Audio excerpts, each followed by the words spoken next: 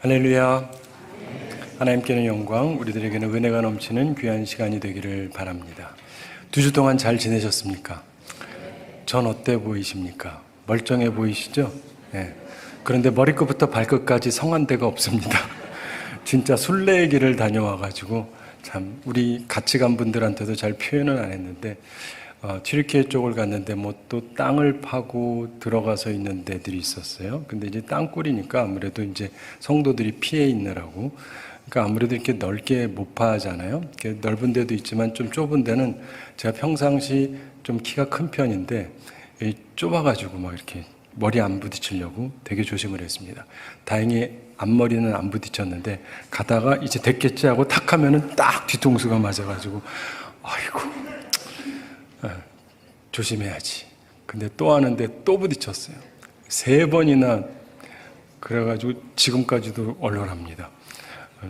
누가 한국에서 내 뒤통수 치나 하는 생각도 들고, 그러면서 그 다음에 또 가는데 밤중에 가는데 앞이 또 잘 안 보이니까 걸려가지고 넘어지면서 무릎팍 다 깨지고, 그 다음에 또 가다가 또 발도 또 다쳐가지고 계속 밴드 붙이고 지금도 붙이고 나왔습니다. 그 보기에는 멀쩡해 보이지만 완전히 만신창이 같아요.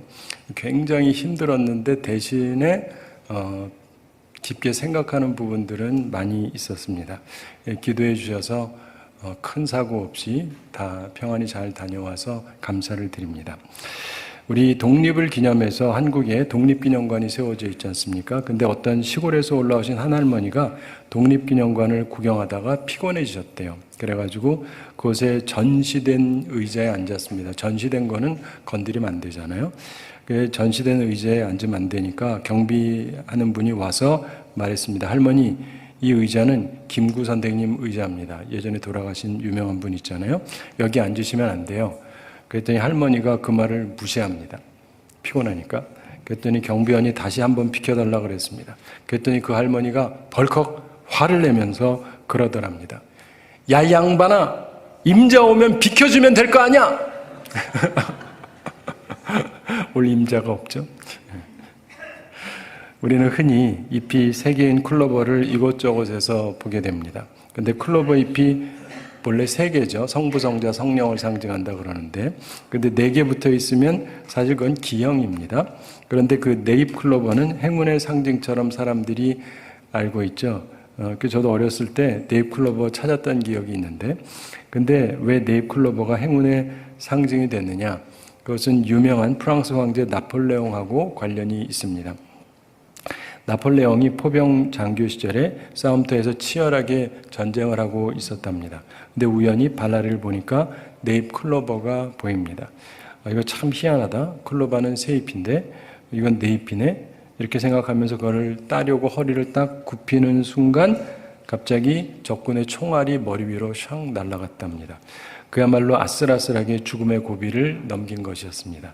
그래서 그가 이후에 왕위에 오른 후에 네잎 클로버를 행운의 클로버다 이렇게 부르게 되었다 그럽니다. 이게 유래인데, 그래서 네잎 클로버를 찾으면 행운이 온다 이런 이야기가 흔히 내려오는 거죠. 기독교적인 얘기는 물론 아니고요.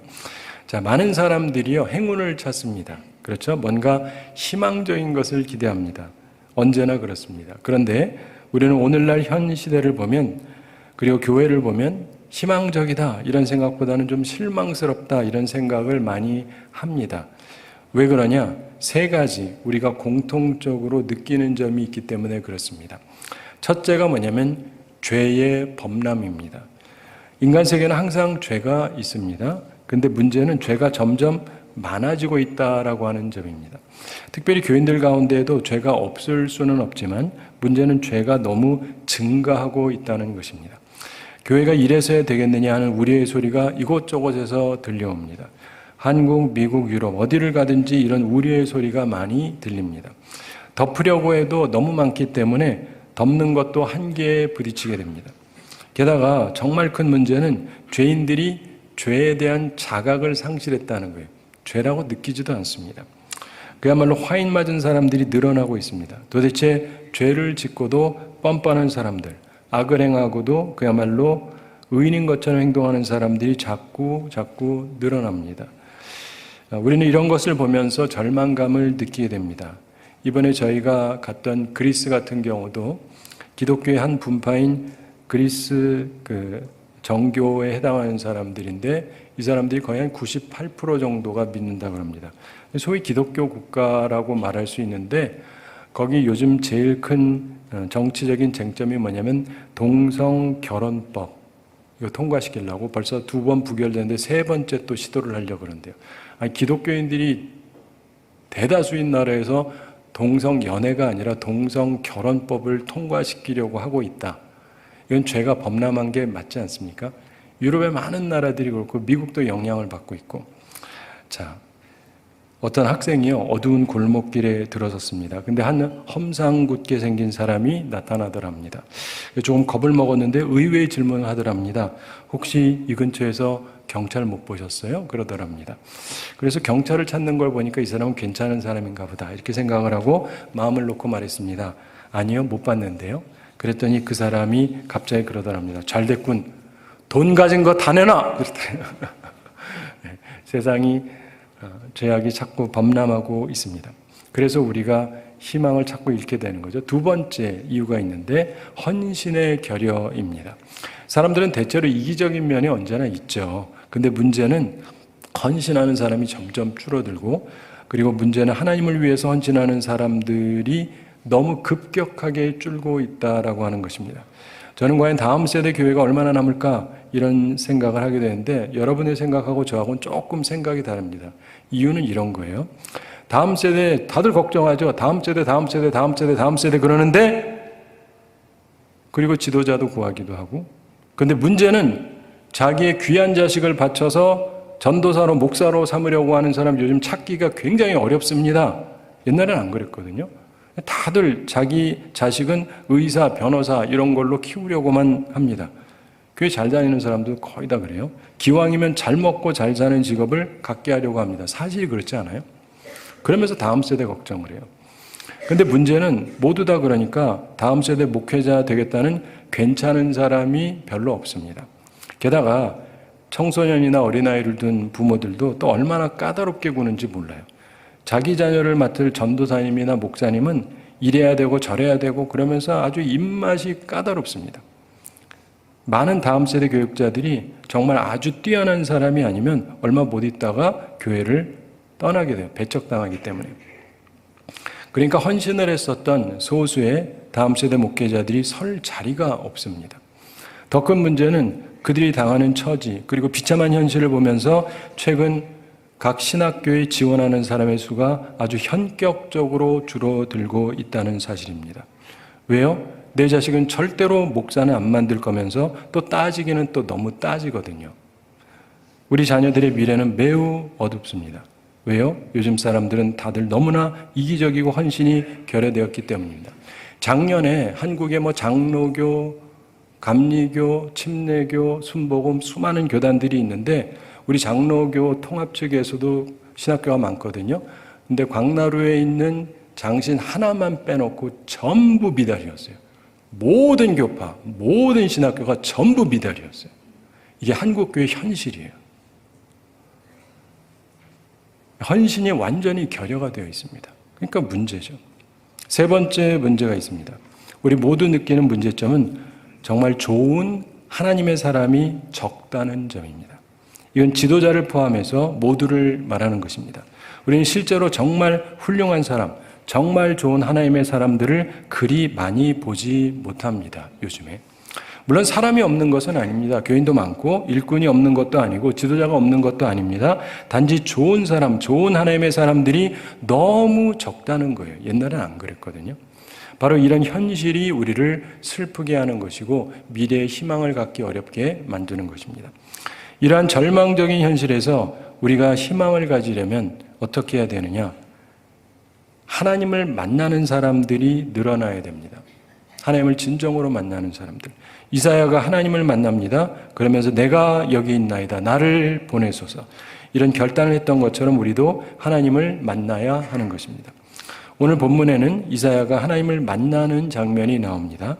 사실은 6장 전체를 봐야 되지만 그 중에 일부분만을 본문으로 선택해서 읽었습니다. 우시야 왕이 죽던 해 아마도 기원전 740년경인 것 같은데 그때 이사야가 보좌에 앉으신 하나님을 봅니다. 그 보좌는 높고 고귀한 보좌였습니다. 하나님의 옷자락이 성전에 가득하였습니다. 여러분이 여기에서 그걸 느끼십니까? 많은 사람들이 교회는 나와도 하나님을 느끼지 못하는 경우가 많습니다. 그러면서 하나님의 보좌 위로 스랍들이 보입니다. 스랍들은 6날개가 달렸는데 2날개로는 얼굴을 가리고 2날개로는 발을 가리고 2날개로는 날면서 하나님 보좌 위에서 하나님을 모시면서 서로 부르는 소리가 있었습니다. 죄송한데 볼륨 조금만 더 높여주세요. 거룩하다 거룩하다 거룩하다 만군의 여호와여 그 영광이 온 땅에 충만하도다. 그런데 그 소리가 얼마나 크고 장엄한지 그 소리로 인해서 문지방의 터가 요동을 칩니다. 흔히 큰 번개가 칠 때 그러는데 마치 큰 번개가 계속해서 치는 것처럼 그 소리 거룩하다 거룩하다 거룩하다 만군의 여호와여 그 영광이 온 땅에 충만하도다. 이 소리로 인해서 땅이 요동하면서 연기로 성전이 가득 찹니다. 이런 놀라운 광경을 보면서 하나님의 영광을 바라보면서 이사야에게서 나오는 모습을 통해서 3가지를 우리가 배울 수 있습니다. 하나님을 만난 사람에게 나타나는 3가지 중요한 점을 봅니다. 우리가 배워야 될 중요한 특징입니다. 죄송한데 볼륨 다시 조금 올려주세요. 올렸다 또 낮추신 것 같은데 올려주세요. 제가 설교하기가 좀 힘들어서. 하나님을 만나면은요, 첫째로 거룩하게 됩니다. 거룩하게 돼요. 거룩하신 하나님처럼 거룩하게 됩니다. 거룩이라는 단어를 싫어하는 사람들이 간혹 있는데 그것은 하나님을 만나본 적이 없기 때문에 그래요. 교회를 오래 다닌다고 해서 지도자가 된다고 해서 거룩해지는 것은 결코 아닙니다. 우리의 삶에 희망을 가지려면 거룩함을 회복해야 됩니다. 거룩하게 된다는 것은 3가지 단계로 나타나게 됩니다. 첫 단계가 뭐냐면 죄를 깨닫는 것입니다. 하나님을 만나잖아요. 그러면 자신이 부정하다는 것을 깨닫습니다. 엄청난 광경을 본 이사야는 화로다 나여 망하게 되었도다 이렇게 고백합니다. 5절 말씀 함께 읽어보겠습니다. 그때 내가 말하되 화로다 나여 망하게 되었도다. 나는 입술이 부정한 사람이요 나는 입술이 부정한 백성 중에 거주하면서 만군의 여호와이신 왕을 배웠음이로다 하였더라. 아멘. 자, 하나님을 만나면 내가 부정한 사람이라는 것을 깨닫습니다. 하나님 만나기 전에는 죄인들만 보니까 내가 괜찮아 보이는데 하나님을 만나는 순간 내가 죄인이라는 걸 깨달아요. 위대한 하나님의 선지자 이사야조차도 하나님 앞에 섰을 때 죄를 깨달았다면 하물며 우리야 오죽하겠습니까? 죄를 깨닫고 2번째 단계가 뭐냐면 죄를 자백하게 됩니다. 자신의 부족을 자백하게 됩니다. 이사야도 그랬습니다. 5절 후반에서 말씀합니다. 나는 입술이 부정한 사람이요 입술이 부정한 백성 중에 거하면서 만군의 여호와이신 왕을 배웠음이로다. 이렇게 자백을 합니다. 자, 이사야가 깨닫고 자백한 슬픈 고백이 있는데 2가지입니다. 첫째는 자기 입술이 부정하다라고 하는 것입니다. 내 입술로 악한 대화를 했고 하나님을 찬송하면서 동시에 불평과 악을 쏟는 부정한 입술의 사람이라고 하는 고백입니다. 2번째로 입술이 부정한 백성 중에 거한다라고 하는 고백입니다. 나 자신뿐만이 아니라 내 옆에 있는 사람들, 우리가 부정한 사람들, 입술이 더러운 사람들과 함께 거하는 그 슬픔을 자백하게 됩니다. 사랑하는 성도 여러분, 하나님 앞에 서게 되면 내 입술, 우리의 입술이 얼마나 더러운지를 깨닫고 자백을 하게 되는 것입니다. 그리고 3번째 단계, 굉장히 중요한 건데 죄 사함을 받는 것입니다. 6절에 그때 그 스랍 중에 하나가 부젓가락으로 제단에서 집은 바 핀 숯을 손에 가지고 내게로 날아와서 이렇게 말씀하죠. 그 다음 7절 함께 읽어보겠습니다. 그것을 내 입술에 대며 이르되 보라 이것이 내 입에 닿았으니 내 악이 죄하여졌고 내 죄가 사하여졌느니라 하더라. 아멘. 하나님을 만나면 악이 제해지고 죄가 사함을 받습니다. 그래서 하나님을 만나면 거룩해지는 것입니다. 우선 죄를 깨닫습니다. 그리고 죄를 자백합니다. 그러면서 하나님의 죄 사함을 우리가 받게 돼요. 그래서 거룩하게 되는 것입니다. 사랑하는 성도 여러분, 우리 가운데 하나님을 만나면 나의 부족함을 깨닫고 고백하고 그러면 하나님께서 내 죄 해결받게 해주시고 사죄의 확신을 주십니다. 보라 이것이 내 입에 닿았으니 내 악이 제하여졌고 내 죄가 사하여졌느니라. 이러한 사죄의 선언이 주어집니다. 이렇게 거룩한 주의 사람들이 다 되기를 바랍니다. 하나님을 만나면 우선 거룩하게 되는 게 첫째고 그 다음 두 번째 일이 생기게 됩니다. 바로 하나님의 부르심과 우리의 결단입니다. 부르심과 결단이 있다는 말은 두 가지 차원을 말하는 거죠. 우선 하나님의 부르심이 있다는 뜻이고 그 다음 그 부르심에 대한 우리의 결단이 있다는 뜻입니다. 우선 부르심이 있습니다. 본문 8절에 이사야가 주님의 목소리를 듣습니다. 내가 누구를 보내며 누가 우리를 위하여 갈고 이런 말씀이 들립니다. 8절 함께 읽어보겠습니다. 내가 또 주의 목소리를 들으니 주께서 이르시되 내가 누구를 보내며 누가 우리를 위하여 갈고 하시니 그때 내가 이르되 내가 여기 있나이다 나를 보내소서 하였더니 아멘. 이사야는 하나님의 음성, 하나님의 부르심을 듣습니다. 내가 누구를 보내며 누가 우리를 위하여 갈고. 제가 미국에서 신학교 다닐 때 미국 장로교 성도들이 많이 부르던 찬송, 신학교에서 많이 부르던 찬송이 있습니다. 그러면서 바로 이것과 관련된 것인데 Whom shall I send? 이렇게 하나님께서 내가 누구를 보낼까? 이럽니다. 그러면 거기에 대해서 Here I am, Lord. 주님 제가 여기 있습니다. 하면서 답을 하는데 부르심에 합당한 결단이 있습니다. 하나님의 부르심 앞에 이사야가 말합니다. 8절 후반에 나오죠. 내가 여기 있나이다. 나를 보내소서. 한번 따라해 보실래요? 내가 여기 있나이다. 나를 보내소서. 아멘. 하나님의 부르심과 부르심받은 자의 결단, 바로 이것이 있습니다. 어거스틴이 젊은 시절에 자신의 삶에 대해서 고민을 하던 중 어느 날 주의 말씀을 읽어라, 주의 말씀을 읽어라 하는 소리를 들었다라고 하는 전승이 있죠. 하나의 부르심이었습니다. 그러니까 성경을 펴고 읽었는데 마침 로마서 13장 12절부터 14절의 말씀을 읽게 되었습니다. 이번 수요일에 제가 나눌 말씀인데 밤이 깊고 낮이 가까웠으니 그러므로 우리가 어둠의 일을 벗고 빛의 갑옷을 입자. 오직 주 예수 그리스도로 옷 입고 정욕을 위하여 육신의 일을 도모하지 말라. 낮과 낮에와 같이 단정히 행하고 방탕하거나 술 취하지 말며 음란하거나 호색하지 말며 다투거나 시기하지 말고 그러면서 오직 주 예수 그리스도로 옷 입고 정욕을 위하여 육신의 일을 도모하지 말라. 이런 말씀입니다. 그가 이 하나님의 말씀을 읽고 결단을 했습니다. 그의 삶을 완전히 바꾸었고 그는 기독교 역사상 가장 훌륭한 사람 중에 하나로 평가되는 삶을 살게 되었던 것입니다. 하나님의 부르심 앞에 결단하는 것, 하나님의 말씀 앞에 결단하는 것, 바로 이것이 우리 인생을 바꿉니다. 그리고 우리의 가정과 우리의 교회, 우리 사회, 우리 나라의 미래를 밝게 만들어줄 수 있는 것입니다. 세 번째로 하나님을 만나면 생기는 일이 있는데 바로 사명이 주어집니다. 하나님께서 나에게 사명을 주세요. 미션을 주십니다. 구체적인 사명이 주어집니다. 하나님의 부르심 앞에 결단을 하면 하나님께서 보내시는데 하나님께서 이사야에게 가서 이 백성에게 이르라 이렇게 말씀하시면서 구체적인 말씀을 주십니다. 자, 하나님을 만난 사람은 하나님의 구체적인 사명을 받습니다. 9절 함께 읽어보겠습니다. 여호와께서 이르시되 가서 이 백성에게 이르기를 너희가 듣기는 들어도 깨닫지 못할 것이요 보기는 보아도 알지 못하리라 하여 계속 10절도 읽어보겠습니다. 이 백성의 마음을 둔하게 하며 그들의 귀가 막히고 그들의 눈이 감기게 하라. 염려하건대 그들이 눈으로 보고 귀로 듣고 마음으로 깨닫고 다시 돌아와 고침을 받을까 하노라 하시기로. 아멘. 이게 조금 특이한 사명인데 분명하게 사명이 주어집니다. 근데 하나님께서 특이한 말씀을 하시는 거예요.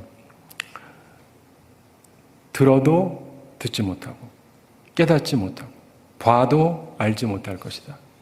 그러면서 이 백성들의 마음을 둔하게 해서 귀가 막히고 눈이 감기게 해라. 이들이 눈으로 보고 귀로 듣고 마음으로 깨닫고 돌아와 고침을 받을까 하노라. 이렇게 말씀하십니다. 한 가지 기억할 것은 주어진 사명이 반드시 성공적으로 잘 되는 사명만은 아니라고 하는 것을 여기서도 보게 됩니다. 이사야가 말씀을 전하지만 백성들이 듣지 않을 것이다. 이걸 하나님께서 미리 가르쳐 주셨습니다.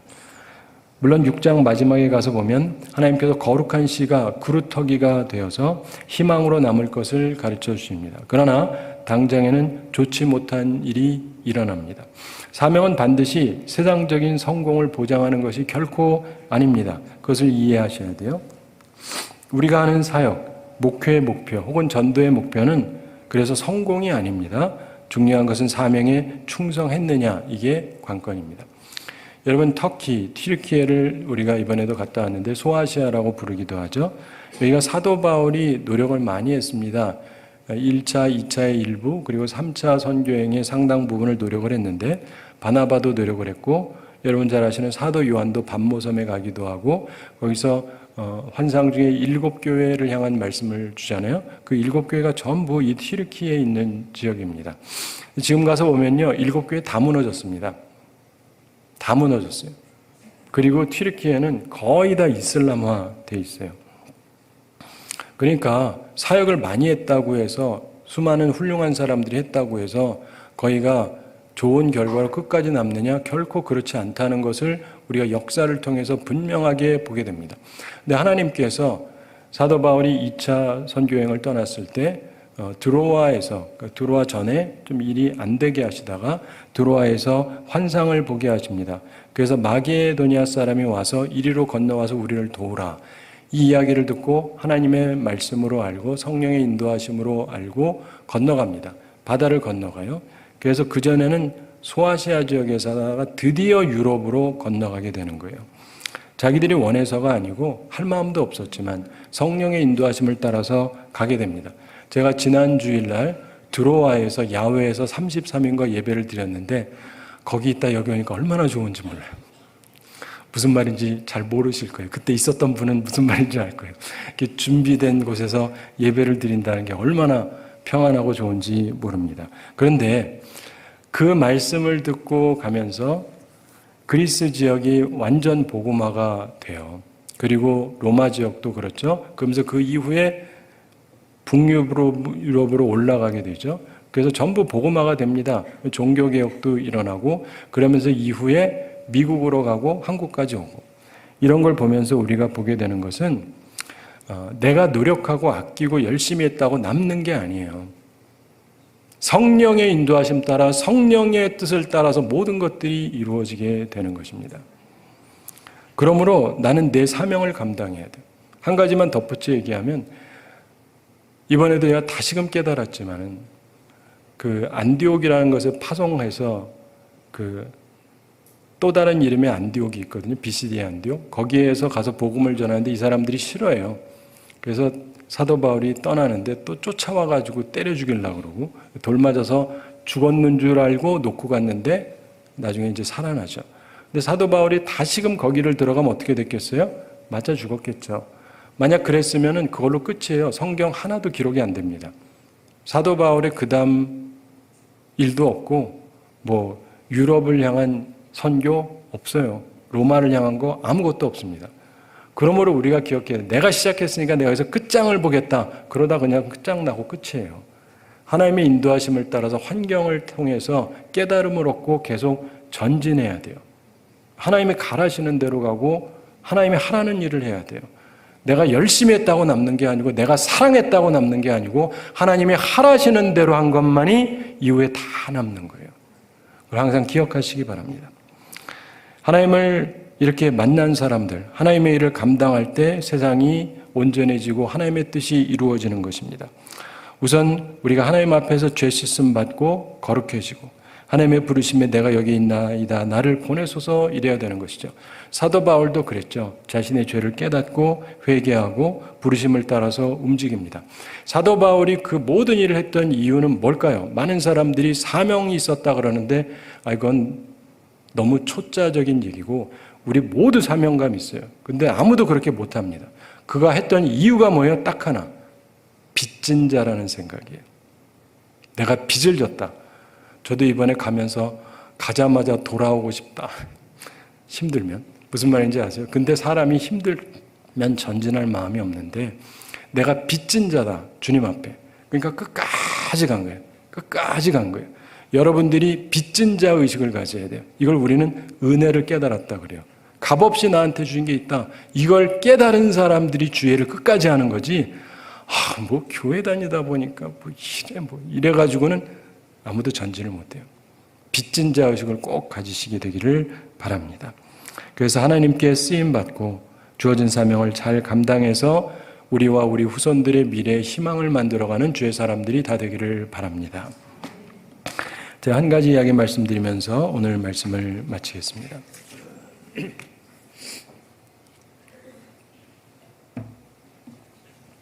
예전에 프랑스에서 있었던 일인데 프랑스 어느 마을 교회에 새로운 목사님이 부임을 하셨답니다. 그리고 교인 집에 신방을 했는데 그 가정 중에 한 가정의 이야기입니다. 목사님께서 신방 오셨을 때 부인만 있었답니다. 남편 없고 저녁에 남편이 집에 와서 목사님이 무슨 말씀하셨느냐 물어봤습니다. 그랬더니 부인이 목사님이 한 가지 질문을 하셨는데 무슨 말씀인지 잘 몰라서 답을 제대로 못했어요. 그럽니다. 그게 무슨 질문이냐고 물어봤더니 목사님께서 이런 질문을 하셨답니다.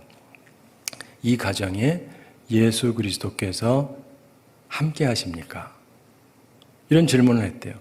남편이 조금 자존심이 상해서 말했습니다. 아니, 우리가 훌륭한 가문의 자손이라고 말하면 되잖아. 대대로 예수 믿어왔던 집안이다. 근데 아내가 말합니다. 저도 그러려고 했는데 목사님이 질문한 건 그게 아니잖아요. 남편이 다시 말합니다. 그러면 우리가 매일 성경 읽고 기도한다고 얘기했어야지.